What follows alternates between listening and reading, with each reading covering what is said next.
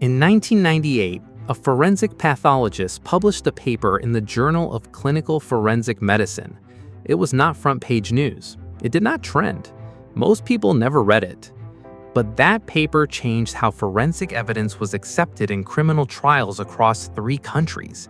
It rewrote examination protocols that had not been updated in 40 years. It influenced how medical schools taught forensic medicine, and it influenced how judges weighed expert testimony in court. One paper, published quietly, cited slowly, but over time, transformative. This is the hidden power of the forensic journal. Not flashy, not immediate, but deep, structural, and lasting. Today, we are going to explore how forensic medical journals, the peer-reviewed research published by scientists and clinicians, directly shape what future doctors learn in the classroom and what policies govern justice in the courtroom. Welcome to Forensic Expert Alliance of Bangladesh. This is a conversation that every MBBS student, every researcher, and every policymaker needs to have. Before we explore its influence, let us be precise about what a forensic journal actually is.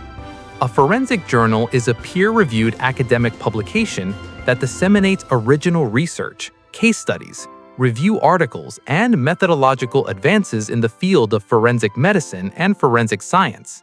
Some of the most significant international forensic journals include Forensic Science International, one of the oldest and most cited in the field, the Journal of Forensic and Legal Medicine, focused on the medical-legal interface, the Journal of the Indian Academy of Forensic Medicine, highly relevant to the South Asian context including Bangladesh, Medicine, Science, and the Law, a classic British journal addressing clinical and legal intersections.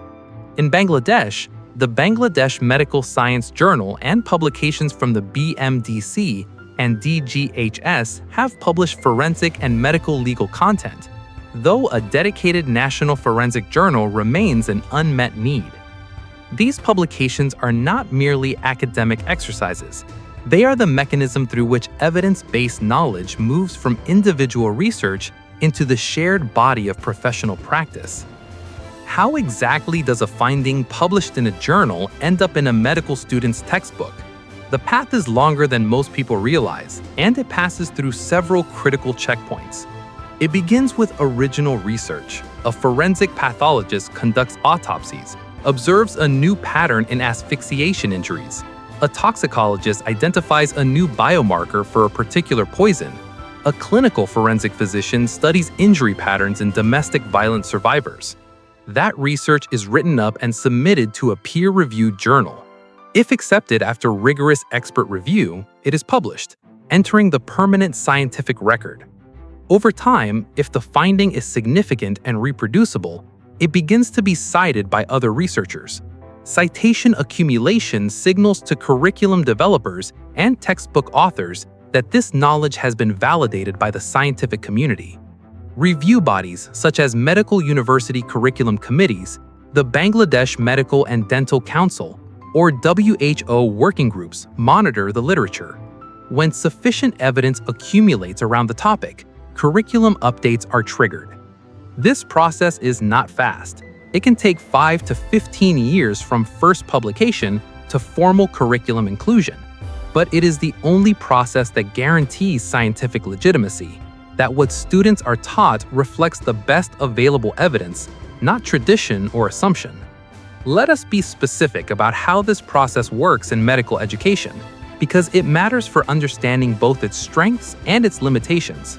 In MBBS-level forensic medicine education, the curriculum is governed by the National Medical Council. In Bangladesh, that is the Bangladesh Medical and Dental Council, BMDC. The curriculum is reviewed periodically, typically every 5 to 10 years. During a curriculum review, expert committees assess the current teaching content against the latest published evidence. Topics covered by strong journal evidence, such as updated DNA analysis techniques, new understanding of drowning pathology, or revised standards for wound age estimation, are incorporated into the revised curriculum. Forensic journals influence curricula in 4 key ways. First, updating factual content. New findings replace outdated information. For example, older assumptions about rigor mortis timing have been refined by newer forensic literature. Second, introducing new topics. Forensic journals covering digital forensics, forensic psychiatry assessment tools, or environmental forensics signal that these areas require inclusion in modern curricula. Third, improving teaching methodology. Journals publish research on how forensic medicine is best taught, case-based learning, simulation, autopsy room protocols, which shapes pedagogical approaches. Fourth, informing competency standards. Published research on what clinical forensic skills are most needed in practice directly informs what students are assessed on. Now let us turn to the second and arguably more powerful dimension of the forensic journal's influence: policy reformation. When forensic research accumulates to a threshold of consensus, it creates the evidentiary foundation for legal and regulatory change. This is not theoretical. It has happened repeatedly in legal history. Consider DNA forensics. The development of DNA profiling was published in scientific journals in the mid-1980s by Sir Alec Jeffreys. Within years, those publications triggered a global re-evaluation of forensic evidence standards in law. Countries rewrote their evidence acts. DNA evidence went from unknown to indispensable in criminal trials, all driven by peer-reviewed science. Consider forensic age estimation. Journal research demonstrating the unreliability of certain age assessment methods, such as bone density readings, has prompted legal reforms in how juvenile defendants are classified in multiple jurisdictions. Consider forensic toxicology thresholds. Published research on blood alcohol concentration and its relationship to driving impairment led directly to the legal limits now enshrined in road traffic legislation across the world. In each case, the sequence was identical. Research published, evidence accumulated, professional consensus formed, policy and law updated. For Bangladesh, this pathway is directly relevant. Published research on forensic documentation standards for sexual assault cases, on cause of death certification accuracy, and on medical legal report quality has the potential to drive updates to penal code provisions, Evidence Act interpretations, and DGHS protocols if that research is produced, published, cited, and advocated for. Let us now speak directly to our context, Bangladesh, and assess honestly where we stand. Bangladesh has made significant contributions to medical research broadly, but forensic medicine publishing remains underdeveloped relative to the field's importance. Several critical gaps exist. Gap 1.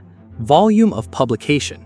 The number of original forensic medicine research papers published by Bangladeshi authors in indexed international journals remains very small. This limits Bangladesh's influence on global forensic standards and limits the domestic evidence base for curriculum reform. Gap 2. No dedicated national forensic journal. Bangladesh currently lacks a dedicated, indexed, peer-reviewed journal for forensic medicine and medical jurisprudence. This creates a gap in the national publication ecosystem. Research conducted here has nowhere specialized to be published domestically. It either goes unpublished or is submitted to general medical journals where it may not reach the forensic community. Gap 3. The research to policy pipeline is weak. Even where forensic research exists, the institutional mechanisms for translating that research into curriculum updates or policy changes are underdeveloped. The BMDC curriculum review cycle is slow. Policymakers and forensic researchers rarely interact in structured ways. Gap 4.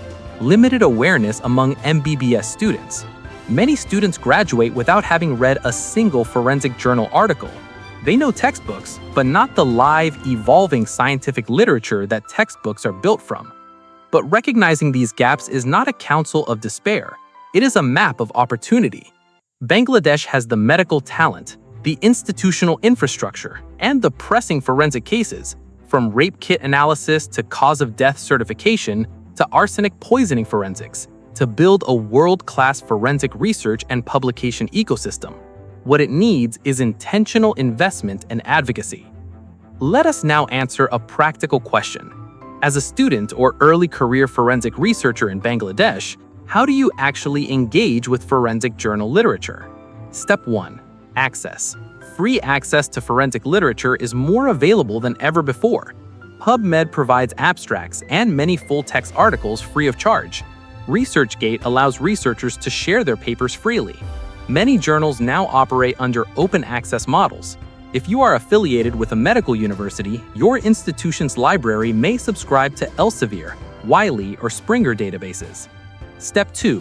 Find the right journals. Start with the journals most relevant to your interest. The Journal of Forensic and Legal Medicine for medical legal topics, Forensic Science International for pathology and toxicology, Medicine, Science, and the Law for policy-adjacent topics, and the Journal of the Indian Academy of Forensic Medicine for South Asian context.